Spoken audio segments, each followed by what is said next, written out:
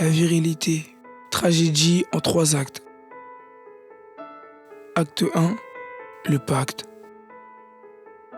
Alors qu'il n'est encore qu'un enfant, la virilité propose au garçon un pacte.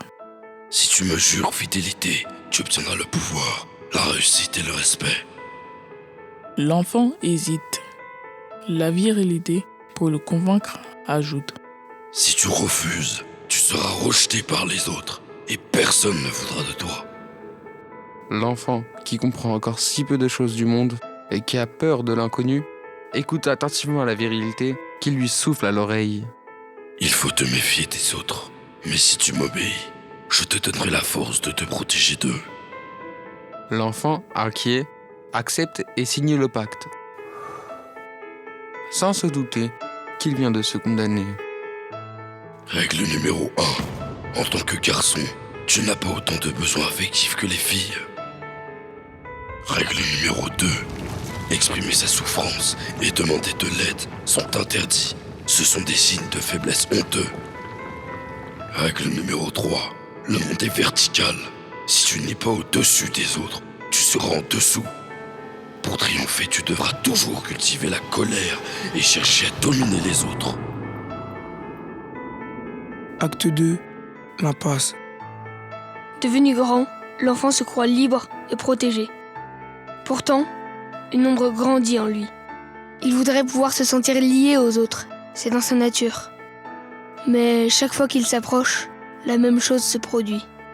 Un lien véritable implique inévitablement d'être parfois blessé ou déçu.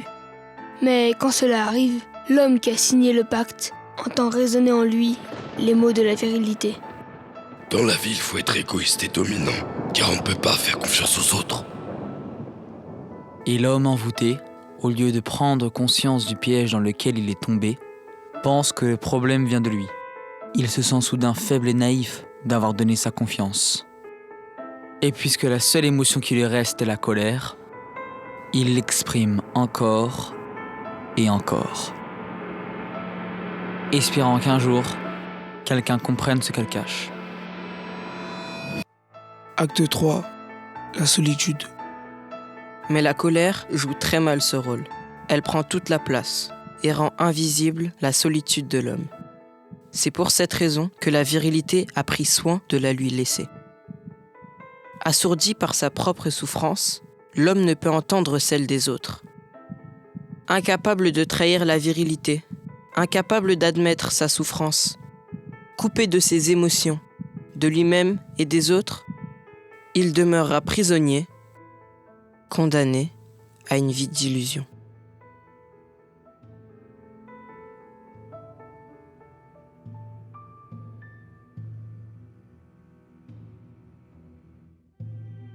Pour protéger les enfants de la virilité, qui partout s'immiscent et tentent de capturer les jeunes garçons, il faut leur apprendre au plus tôt qu'ils sont des humains comme les autres.